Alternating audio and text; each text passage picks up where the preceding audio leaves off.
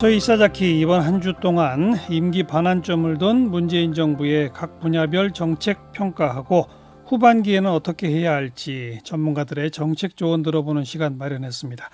첫 번째 시간 경제, 두 번째 시간 정치, 오늘 세 번째 시간 외교 안보, 남북관계 이 문제 살펴봅니다.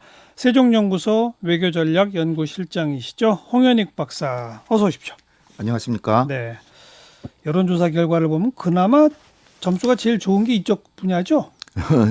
외교안보는 사실 작년에 굉장히 좋았는데 네. 올해가 이제 그 하노이 북미 정상회담 이후에 이게 교착 국면에 빠지면서 좀 떨어졌어요. 지금은 여러 분야에 좀 위기도 많이 나타나고 있습니다. 중국하고 러시아가 카디즈를 이제 무단 진입을 막 하고 그다음에 러시아는 영공까지 침범을 했고 또 아베가 한반도 평화 프로세스를 시샘하는 듯이 그 판문점 남북미 3자 정상회담 바로 다음 날 한국에 제재를 가하기 시작했고요. 예. 무역 제재. 바로 예. 그 다음 날입니다. 예. 참 얄궂죠. 그런데 트럼프 대통령의 독선 또 김정은의 그 자기 주도적인 그런 정책으로 말미암아서 한국의 국력이 경제력으로 지금 세계 10위이지만 네. 우리와 관련된 나라들은 다 북한 제외하고는 세계 5등 이내 다 나라들이고 그렇죠. 그리고 북한도 1, 2, 3등이에요. 미국, 중국, 일본. 1, 2, 3 러시아가 이제 한 5등이나 6등 이렇게 되니까 예. 그 네 나라가 다 우리보다 훨씬 힘이 세기 때문에 우리가 국력으로서 한계가 있는 것이다. 그래서 지금 사실 위기는 위기인데 귀책 사유가 우리 정부에 있다라고 보기 좀 어려운. 전 방향 설정은 잘했다. 방향 설정은 잘하고 성실하게 가고 있지만 조금 아쉬웠다 그러면은 뭐 좀 그 결단력 같은 거 그런 게 좀 하나하나 좀 네. 봅시다. 네. 네. 아무튼 그래도 그 다른 분야에 비해서는 기대도 좀 많이 했던 대목인데 지금까지 시점에서는 점수 매기기는 아직 좀 이르죠, 사실.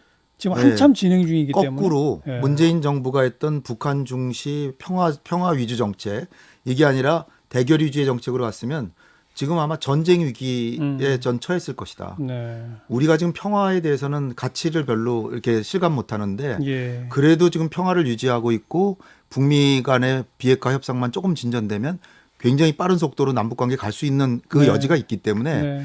지금 평가하는 건 조금 좀 이른 것 그렇게 같아요. 공정하지 않다. 예. 그렇게 생각이 됩니다.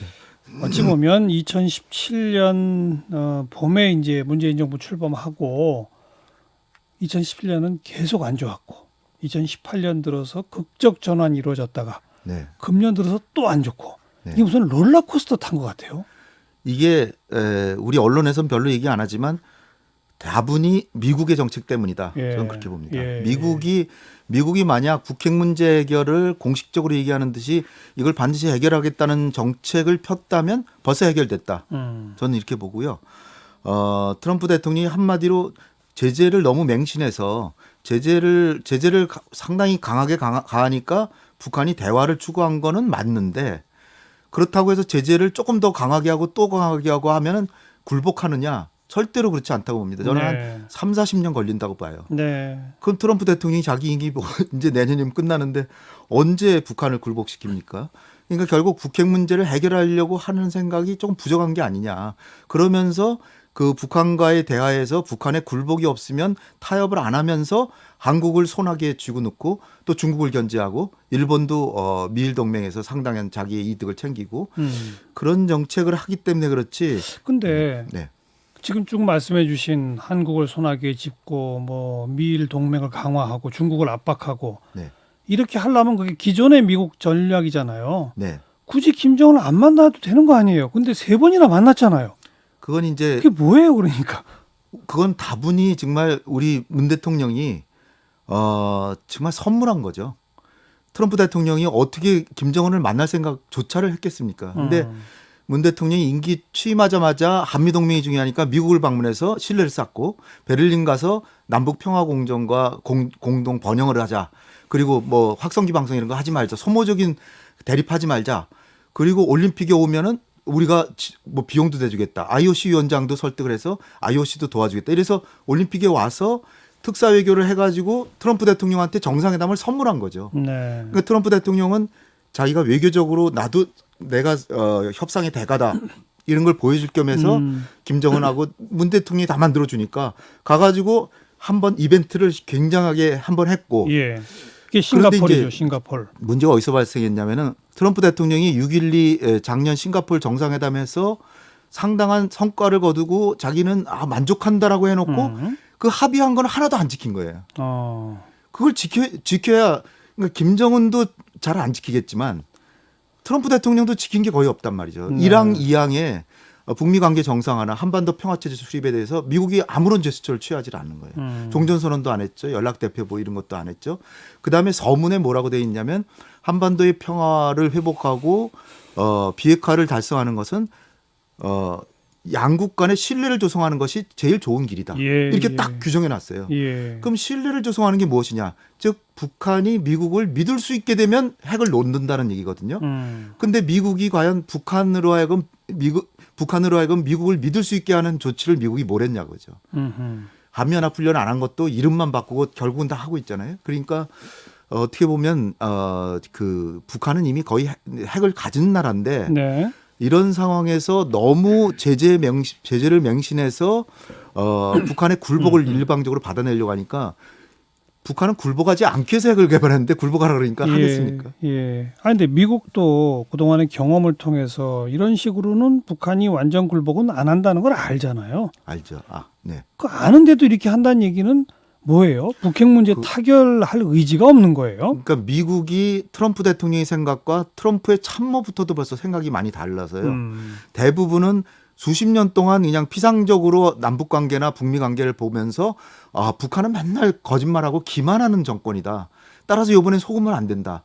그래서 굉장히 불신이 이제 팽배해 있어가지고 트럼프 대통령이 자칫 단계적으로 합의하려고 그러면 그건 또 속아 넘어가는 거다. 이런 식으로 하니까 그 트럼프 대통령이 북미 간의 합의를 보는 그 어떤 기준이 굉장히 높은 거죠. 예. 그러니까 빅딜 정도 중간딜 이상이 되지 않으면 너 또 속았다 이러니까 트럼프 대통령으로서도 함부로 타협할 수가 없어서 지금 못하는 겁니다. 그러니까 트럼프 자신은 조금 단계적으로 좀 낮은 수준으로 1단계, 2단계, 3단계 가려고 생각할 가능성이 큰데 네. 그러나 바로 밑에 폼페이오 바로 밑에 부하부터는 대부분이 다 참. 북한을 불신하니까. 그럼 어떻게 되는 거예요? 지금 먼저 북한은 김정은이 올해 연말까지라고 하는 시한을 딱 내놨잖아요. 네.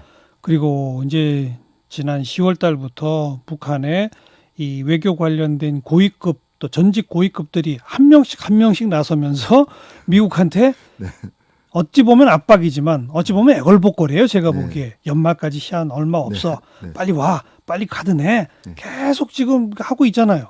겉으로 보면은 북한이 북미 협상에서 갑행세를 하고 있습니다. 사실. 미국은 계속해서 대화할 용의가 있다라고 하고 있고 그러나 북한은 셈법을 바꾸지 않으면 대화가 필요 없다. 네. 그래서 가능하다면 뭐 실무회담 안 하고 정상끼리 바로 만나자. 트럼프하고는 말이 된다. 이런 식으로 지금 하는데 그러나 이제 북한의 이런 셈법이 미국 내에 튼튼한 그 보수 기반에 부딪혀서 이 진척을 못 보는 거죠. 그러니까요. 그리고 트럼프 대통령도 지금 뭐 탄핵이 이제 가동이 되는 이런 상황에서 자기가 자칫 섣불리 잘못해서 외교 정책에서 실패를 하면은 더 낭패기 때문에 예. 이를테면은 김정은하고 타협을 했는데 그 타협이 양보안이다라는 평가만 나오면 오히려 김정은하고 그냥 이렇게 대치 국면으로 가는 것보다도 못하니까 뭔가 얻어야 되는데 그게 이제 높은 기준으로 작용하니까 북한은 또 자기네가 갑이라고 생각하고 자기네가 지금 시간이 자기 편이라고 생각을 하는데 그러니까 양보를 안 하려고 그러는데 이게 이제 서로의 기준이 달라서 지금 진전을 못 보지만 제가 볼 때는 트럼프 대통령으로서는 지금 외교 정책에서 얻은 게 아무것도 없거든요. 사실은 협상의 대가라고 했는데 예. 중국하고도 지금 미봉책으로 뭐 낮은 단계에 그냥 합의만 될 것 같고요. 그다음에 뭐 그 IS 뭐 수장을 뭐 제거했지만 결국은 시리아나 거기 철수해서 낭패봤죠. 우크라이나나 러시아하고도 지금 안 좋죠. 베네수엘라도 안 좋죠.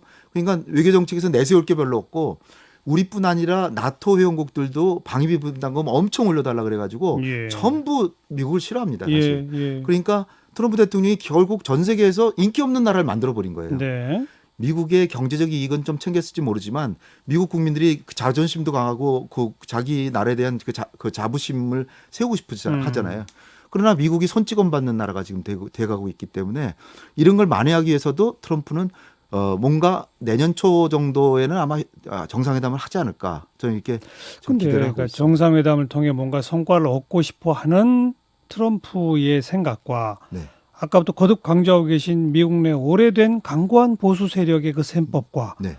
이걸 돌파할 수 있어요? 그러니까 그 돌파가 안 되면 네. 결국은 아무것도 안 되는 거잖아요. 맞습니다. 김정은의 계산은 아마 이렇게 계산할 수가 있어요. 지금은 이제 참모들 시켜서 빙 둘러가면서 한마디씩 이제 연말이 마지막 시한이다 이렇게 하고 있는데 12월 중순까지 미국이 움직이지 않는다면 뭔가 핵실험을 하는 동향을 보이거나 장거리 미사일 쏘는 동향을 보여서 그러겠죠. 트럼프가 궁지에 몰리게. 지금 완전히 한반도 상황을 낭패로 만드느니 내가 김정은을 만나야 되겠다라는 명분을 주려고 할 수가 있어요. 그러니까요. 그러면 트럼프가 오히려 북한의 도발 준비를 가지고 그 명분을 삼아서 정상회담으로 갈 수도 있다. 그러니까 제가 쭉 한 10여 년 이상 북한 문제를 보면 해 뜨기 전이 가장 어둡거든요. 네, 그러니까 네. 지금은 완전 위기 상황이 아니고 조금 더 위기 상황으로 가면서 트럼프가 그 기회를 잡아서 북미 정상회담으로 갈 수도 있다. 이렇게 저는 봅니다.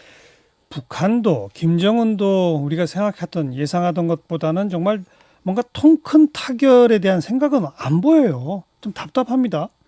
김정은은 지금 이제 자기가 시간과의 싸움에서 자기가 유리하다라고 판단하고 있고요. 절대 유리할 리가 없는데요. 그런데 결국 경제적으로 네. 이미 북한 체제는 더 많은 외국 자본과 더 많은 그걸 이제 필요로 하는 상태에 가버렸던 거 아닙니까? 근데 북한이 마이너스 성장한 건 작년부터고 그 전까지는 1% 내지 2%씩 성장을 했거든요. 김정은 때.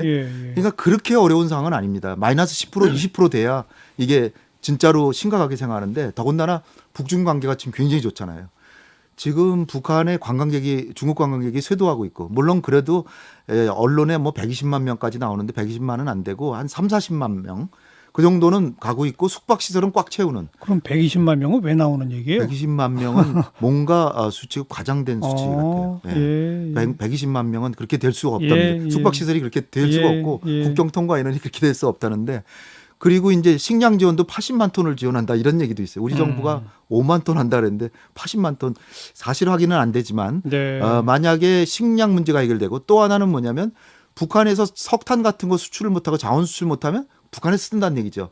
그러면 겨울을 더 따뜻하게 날 수도 있는 거예요.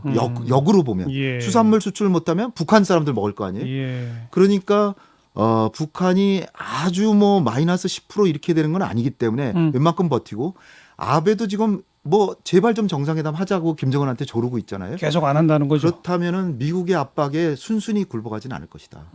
그러니까 적어도 내년 말 트럼프 임기는 넘길 건 분명하고요. 그러니까 김정은은 양보하려고 생각을 안 하는 거죠.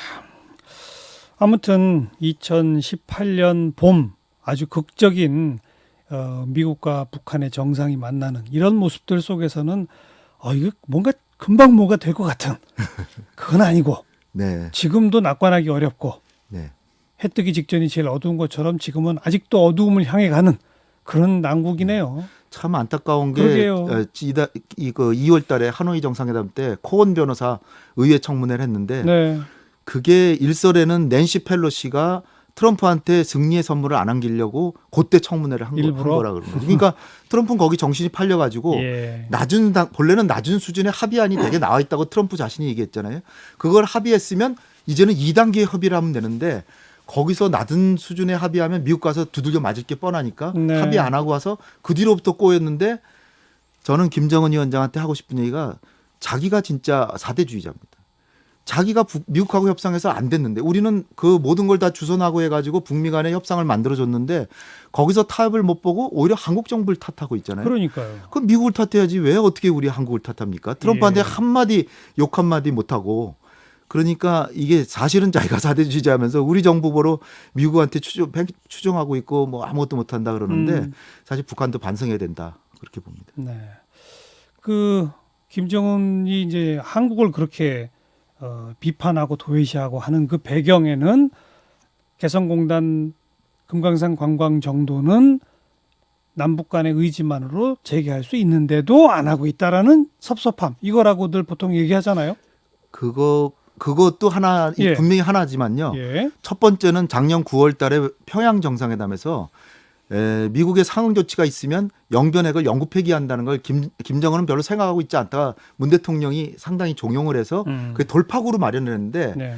그거를 김정은이 그렇다면은 그 상응 조치에 대해서 문재인 대통령이 트럼프를 충분히 설득하겠다는 약속을 했다라고 생각을 하고 자기는 그래 안심하고 하늘 갔는데 결국 문 대통령이 트럼프를 설득 못했다. 네. 그러니까 능력이 부족이다. 이렇게 생각한 게 아닌가. 그래서 약간의 그 오해가 있었을 수 있고요. 또 하나는 이 작년 9월 달에 그 군사합의서 체결했잖아요. 그거는 이제 서로 간에 이게 위협을 주지 않고 뭐 이런 내용인데 예, 예. 한국은 계속해서 F-35 들여오고 있다고죠. 근데 그게 지난번 정권 때 이미 다 도입된 거잖아요. 그렇죠. 그걸 다 알지만 이런 게 있습니다. 4월 25일 날 푸틴을 만나러 블라디보스토크를 하는데 그때 한미 연합 공중훈련을 크게 했다는 거예요. 우리 신문에는 잘 안 나지만 그 훈련을 해서 내가 나라를 비운 사이에 한미 공중훈련을 이렇게 할 수가 있냐. 뭐 이런 얘기. 이런 것들이 이제 쌓이면서 그리고 이제 자기는 하노이에서 사실은 트럼프한테 크게 당하고 절치부심하고 있는데 문재인 대통령께서 평가를 이번에 상당한 사실상 진전이 있었다.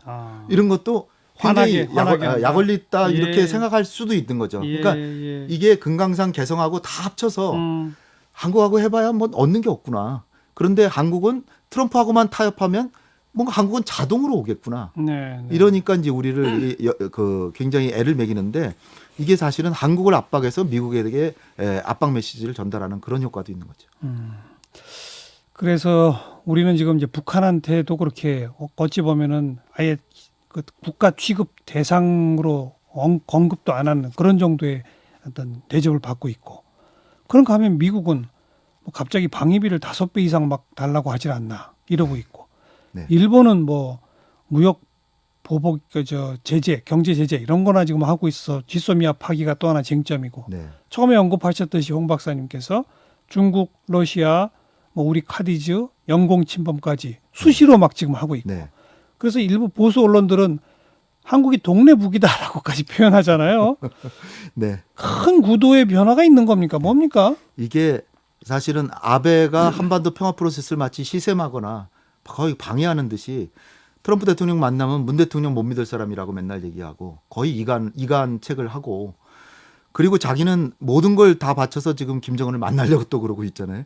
근데 이제 또 하나의 큰 장애는 뭐냐면 문 대통령 취임 직전에 황교안 대행 체제 때 사드를 그냥 일방적으로 배치해버린 거예요. 네. 그래서 시진핑 주석이 지금 올해 사실 연말까지 한국으로 와야 되는데 사드 문제를 명확하게 해결하지 못하니까 지금 못 오고 있는 거거든요.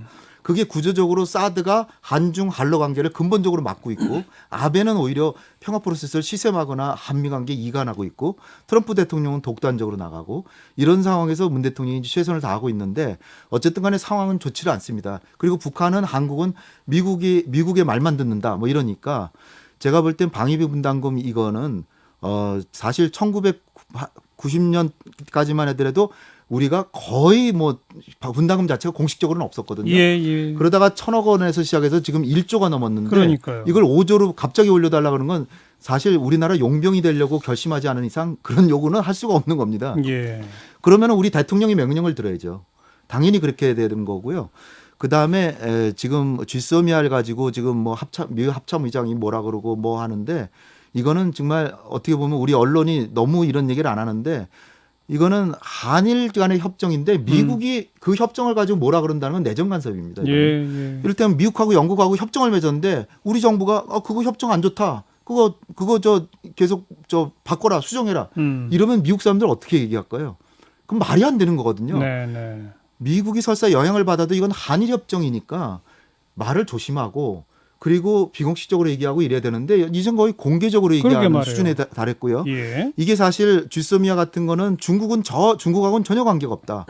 한일 간의 협력을 통해서 한미일 삼각형 공조를 통해서 대북 억지력을 강화하는 거다. 이렇게 얘기를 했는데 지금 미국이 얘기하는 거는 중국만 좋아하게 생겼다. 중국에 대한 견제를 못하게 된다. GSOMIA라는. 그렇죠. 중국과 러시아만 좋아진다. 미국의 명분 자체도 바꿔가고 있고요. 그리고 이게 사실은 GSOMIA는 일본이 깬 겁니다. 1급 기밀이라고 하는 건 저도 1급 기밀을 못 봅니다. 그럴 정도로 굉장히 국가안보 매일 연구하는 사람도 못 보는데 그런 기밀을 우리를 믿지 못하겠다라고 공식 선언한 나라에게 기밀을 다 주라. 이게 사실 말도 안 되는 소리잖아요. 기밀을 줄 상대면 상당히 신뢰하는 상황이어야 되는데 우리 못 믿겠다 그러는데 그건 일본이 깬 거죠. 그러니까 당연히 미국은 일본한테 무역 조치를 원상복귀해라. 그러고 나서 우리한테 이렇게 일본이 성의를 보이는데 한국도 조금 하는 게 어떻겠냐. 이 정도는 몰라도 지금 하는 건 지나치다. 그다음 이제 지금 쭉 지적하시는 게 일본의 잘못, 미국의 잘못 이런 걸 지금 지적하고 계신 거 아닙니까? 그죠? 그런데 전통적인 한미일 대 북중러라고 하는 구도를 그 인식을 계속 갖고 있는 그 사고 틀에서 바라보면 한미 동맹에서 우리가 뭘 잘못했으니까 미국이 우리한테 그러는 거구나. 일본과 우리가 뭘 잘못 풀었으니까 일본이 우리한테 그러는구나. 이건 우리 잘못이다. 이런 식의 인식이 또 있어요, 한편에. 미국은 초강대국이니까 자기는 잘못됐다는 얘기는 진짜 안 합니다. 이를테면 독도 문제 같은 것도 1951년에 샌프란시스코 평화제약 맺으면서 그 처음에 초안에는 독도, 거제도, 울릉도, 제주도를 일본은 한국에 돌려준다 이렇게 돼 있었는데 독도를 슬쩍 빼줬어요. 일본의 로비 때문에. 그럼 미국이 좀 책임을 느껴야 되는데 안 느끼는 거죠. 그런데 이런 문제도 지금 사실 쥐소미아나 사드가 이게 일체가 돼가지고 중국을 견제하기 위해서 딱 한 게 분명한데. 그러니까 미국의 이익이란 건 분명하지만 한일 간의 협정이고. 그래서 이제 제가 드리고 싶은 말씀은 뭐냐면 지금 한중 관계도 개선하고 한러 관계도 개선하고 북한한테도 무시당하지 않고 그리고 한미 동맹을 올바른 동맹으로 만들기 위해서는 지금 사실 우리는 2000년 이후에 매 정부마다 최신 전투기를 20대 이상씩 계속 사왔거든요. 북한은 한 대도 못 샀습니다. 그러니까 돈이 없죠. 그러니까 결국 재래식 군사력은 우리가 훨씬 우세하다고 저는 아주 확신합니다. 그런데 안 되는 거는 핵과 미사일이거든요. 그러니까 결국 핵 억지력만 미국이 확실히 보장한다면 주한미군이 지금 28,500명인데 10,000명 정도는 그 우리가 방위를 더 분담한다는 측면에서 우리가 지킬 테니까 10,000명 정도는 돌아가셔도 우리는 받아들일 용의가 있다. 그래서 10,000명 철수 용의를 수용할 수 있다는 걸 우리가 먼저 제안하는 겁니다. 초강수인데요. 강수가 아닙니다. 그러면 제가 볼 때는 트럼프 대통령이 군사력을 줄이려고 하면 몰라도 그 10,000명을 미국으로 데려가서 전역을 시키면 국방비가 줄어들겠지만 그 미국으로 데려가서 계속 그 군대를 유지하면 방위비 훨씬 더 많이 듭니다. 군사비가. 따라서 미국의 세계 전략이 중국을 견제하는 게 지금 첫 번째 목적인데 대한민국 이상의 주둔지가 있을 수가 없거든요. 그러니까 10,000명을 철수하는 것을 받아들이겠다 그러면 저는 방위비 분담금은 인상 요구 못할 것이다. 저는 그렇게 봅니다. 그러니까 홍현익 박사님의 주장은 나름 일리가 있는데 제가 보는 관점에서 이제 이런 것 같아요. 미국이 먼저 변했어요. 트럼프 정부 들어서면서부터. 전통적인 한미 관계가 아니에요, 지금. 미국의 행태가 달라지고 있잖아요. 미국이 달라졌는데 우리는 계속 전통적으로 한미 관계, 한미 동맹 잘해야 된다. 이건 말이 안 되지 않습니까? 그렇죠. 그러니까 그죠? 미국이 계산법을 바꿨는데 우리도 바꾸고 미국의 논리에 맞춰서 미국의 부담을 줄여주겠다. 아니 그러니까요. 미국이 달라지니까 일본도 또 달라진 거예요. 제가 볼 때는. 일본 아베는 또 트럼프의 흉내를 내기 시작해요. 이런 큰 이 국제관계에서의 변화라고 하는 것을 우리 정부가 외교적으로 우리 홍 박사님 표현에 의하면은 그나마 여태까지는 잘 대응해 왔다는 거 아닙니까? 그런데 그렇게 밖을 향해서 외교적으로 대응하는 것 못지않게 우리 국민들을 향해서 대내적인 정책 홍보도 또 중요한 거잖아요. 외교와 관련된. 그 대목에서 지금 한미일의 이 동북아 구도가 급격히 변화하고 있다는 그 어떤 사실 인식 이런 걸 제대로 정부가 홍보 못한 거 아니에요? 지금 제일 큰 변화는 좀 아쉬워요, 그런 게. 한미 동맹은 1953년에 체결할 때 북한의 남침을 억제하기 위해서 태평양상에서 미국과 한국이 협력한다 이거거든요. 근데 지금 미국은 명백히 보이는 게 한미 동맹을 반중 동맹으로 지금 바꿔 나가고 있어요. 이게 우리 국민들이 정말 이런 거에 심각하게 고민을 많이 안 하셔서 그렇지 이게 반중 동맹이 이미 돼가고 있어요. 그리고 그게 그 증거가 사드 배치로 인해서 중국이 우리를 계속해서 보복하고 있고 제재하고 있고 시진핑 주석이 북한을 갔는데 서울에 당연히 와야 되는데 지금 못 오고 있는 거거든요. 근데 미국은 이걸 더 강화해서 한미일 자체를 동맹으로 만들려고 하고 있습니다. 군사 동맹으로 하려는 거죠. 그러니까 이럴 때 우리가 냉철하게 논리를 미국의 부담을 좀 줄여주겠다. 그 우리도 지금 옛날의 국력이 아니다. 국방비를 북한보다 10배 이상 쓴 지가 10년이 지났다. 따라서 우리가 재래식 군사력의 억지는 우리가 하겠다. 따라서 미국은 핵 억지력만 보장해달라. 그렇게 되면 미국은 한국의 전략적 가치를 심각하게 다시 재고해 볼 테고, 아, 한국에 주둔하고 있는 건 한국에도 유리한 거지만 우리한테도 매우 필요한 거구나. 이런 인식적 전환이 없으면 지금 같은 5배 인상 요구 이건 계속될 겁니다. 그래서 뭔가 미국도 다시 한번 생각할 기회를 줘야 된다는 거죠. 네. 그리고 만약에 우리가 그런 제안을 안 하면 트럼프 대통령은 5배 안 올려준다면 주한미군 전체 철수할 수 있다. 뭐 이렇게 거의 압박을 가할 수도 있습니다. 그렇죠. 그럴 때 큰 충격을 당하는 이보다 우리가 먼저 그러나 뭐 가라는 게 아니고요. 예. 10,000명 정도는 좀 더 축소시키면 당신들 부담이 줄어들 테니까 우리가 그 국방을 더 부담하겠다. 그러니까 그러고 방위비 분담금은 그 정상적인 걸로 하자. 그리고 방위비 분담금도요. 우리가 요구할 게 많습니다. 일본은 하나하나 세부 항목별로 하나하나 다 검사하고 주는데 예. 우리 한 번에 다 주는데 돈이 남아가지고 1조 이상이 지금 저축해 놓고 이자까지 받고 있어요. 지금 사실은 남습니다. 지금 남는데 오히려 5배로 올려달라니 이건 너무나 말이 안 되는 거고요. 예. 그다음에 이 토지 이용료는 일본은 방위 분담금으로 계산하는데 우리는 안 해요. 지금 한국의 토지 가격이 얼마나 올랐습니까? 이거를 그렇죠. 어마어마한 땅을 1원 한 푼 안 받고 빌려주고 있는데 예. 이거는 방위 분담금에 아예 계산을 안 해요. 예. 그러니까 이걸 다 계산하면 우리가 사실상 엄청나게 지금 분담하고 있는데 이런 우선 것들 뭐 상식적으로 네. 협상을 하는데 갑자기 5배를 달라는 건 있을 수 없죠. 그러니까 제가 보기에는 트럼프의 작전이 맨날 그래요. 중국을 향해서도 초강수를 딱 두었다가 조금 지나면 금방 꺾이잖아요. 네. 금방 꺾일 거예요. 제가 볼 때도 그렇습니다. 그렇죠. 그러나 여기서 양보할 필요는 없고 네. 그리고 쥐소미아도 23일이 될 때까지 일본이 먼저 선조치해서 아니면 동시 행동을 하든가 예. 그 무역 관계를 정상화하지 않으면 우리가 일방적으로 한미 동맹이 중요하다 그래가지고 무조건 연기를 한다면 우리는 국가 체면도 잃고 실속도 없고 그렇죠. 일본에게도 고개도 못 들고 네. 그렇게 될 것 같습니다. 지소미아 부분은 그렇다 치는데 앞에 주한미군 10,000명 정도는 없어도 우리가 우리 힘으로 방위를 더 책임지겠다. 분담 더 우리가 늘리겠다. 네, 네. 이 논리 네. 상당히 획기적 카드이신 것 같긴 한데 국내적으로는 굉장히 논란을 불러일으킬 수 있는 근데 이제 트럼프 대통령이 국내 보수 세력이 가만히 먼저 전체 주한미군 다 철수할 수도 있다. 이거보다는 훨씬 현명한 거죠. 사전에 그런 트럼프가 쇼하는 거를 사전에 억제하고 그리고 아주 공손하게 얘기를 해야죠. 그동안에 정말 고맙게 한미동맹 덕분에 우리가 경제 발전해서 세계 12위까지 이렇게 경제가 되고 우리도 다른 나라 도와주는 형편이니까 예. 그러나 방위 분담금을 이렇게 갑자기 올려줄 수 없으니까 그렇게 부담이 된다면 10,000명 정도를 굳이 빼겠다고 하더라도 알겠어요. 우린 받아들일 용의가 있다. 이렇게 그 뭐 구체적인 방위비 분담 협상에 대한 얘기는 그렇고 네. 그 앞에 제가 이제 전체 큰 구도에 대한 말씀드린 거 있잖아요. 네. 거기에 홍 박사님 이제 더 정확하게 분명히 해주신 거예요.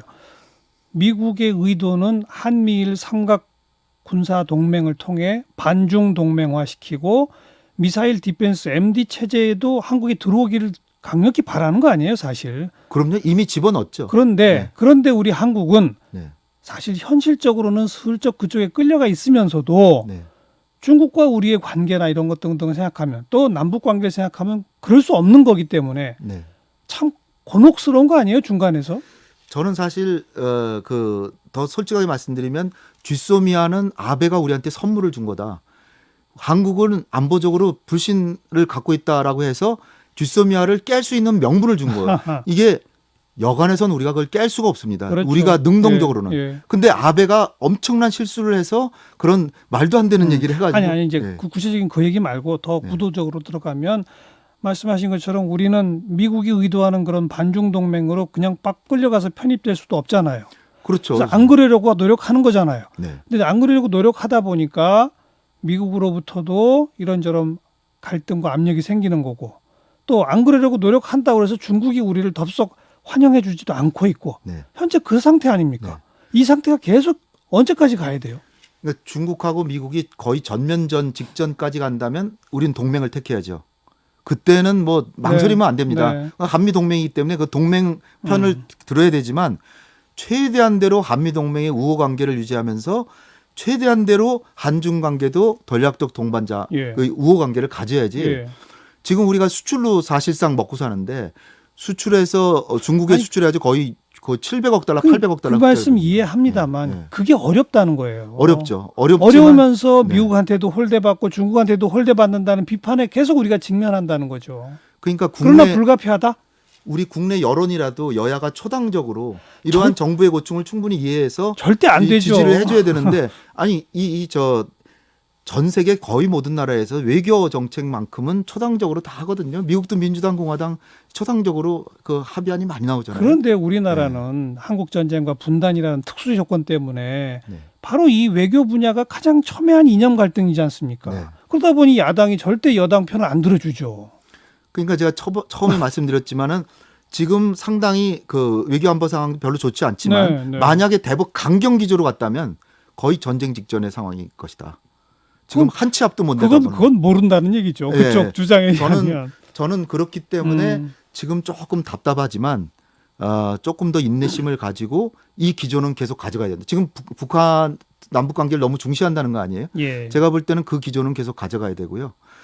그렇다고 해서 금강산에 대해서는 무조건 양보할 필요는 없고 북한은 지금 27개 경제특구를 만들어서 외자를 유치해야 되는데 만약에 금강산에 대해서 일방적 조치를 북한이 취한다면 북한은 아무런 투자를 못 받을 겁니다. 그래서 어느 나라가 네. 거기에 더 그럼요. 하겠어요. 그러니까 우리 돈 들여서 지어놓은 건물 일방적으로 다 허물어 버린다? 네. 그럼 뭐 중국 맞습니다. 자본인들 그러니까 가겠습니까? 북한한테도 너무 굽신굽신한다는 얘기는 절대로 들으면 안 됩니다. 예. 그러니까 우리가 원칙대로 얘기를 하고 그 서면 합의할 수는 없는 거고 그 실무회담을 사람들이 만나서 해야 되고 그다음에 최근에 제안된 거는 한국에 온 관광객 중에 일부는 북한도 방문하도록 네. 하게 해준다든지 네. 아니면 금강산에 있는 그 시설들을 지금 아무도 안 쓰고 점점 녹슬고 있잖아요. 예. 그러니까 그 시설들을 활용해라. 임대 계약을 네, 해가지고 그렇죠. 거의 뭐 1년에 뭐 1억 원만 주고 예. 그 마음대로 써라. 예. 오히려 그게 그 시설을 유지하는 방법이라고 보여지고 네. 개성공단 같은 데도 기업가들이 가보기에는 해줘야지. 지금 자기 그 물자가 다 썩고 있는데 그 가보지도 못한다는 건 말이 안 되거든요. 지금 현지 점검단 가겠다고 하는 거에 대해서도 아직 답이 없죠. 그렇죠. 그러니까 우리 정부가 그런 부분은 좀 더 적극적으로 미국의 제일 중요한 건 자유지만 예. 재산권 보호를 굉장히 알겠습니다. 중시하거든요. 그러니까 우리도 개성공단 기업들 자기 재산 그 가본다고 하는 건 관철해야 된다고 좀 봅니다.